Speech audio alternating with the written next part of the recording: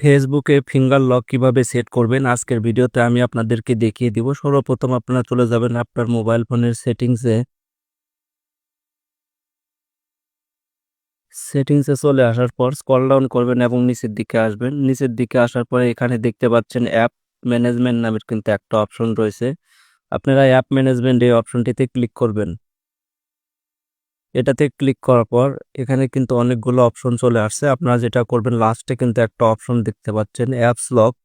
আপনারা apps lock এই অপশনটিতে ক্লিক করবেন। ক্লিক করার পর এখানে আপনার ফোনের প্যাটার্ন লক অথবা ফিঙ্গারপ্রিন্ট লকটি দিয়ে দিবেন।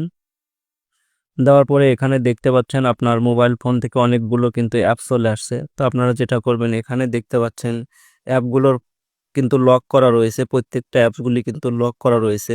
ফেসবুকে ফিঙ্গারপ্রিন্ট লক করার জন্য এখানে দেখতে পাচ্ছেন যে লকটি রয়েছে, এটার উপরে ক্লিক করে দিবেন। এটার উপরে ক্লিক করলে কিন্তু আপনার ফেসবুকটি ফিঙ্গারপ্রিন্ট অথবা প্যাটার্ন লক সেট হয়ে যাবে।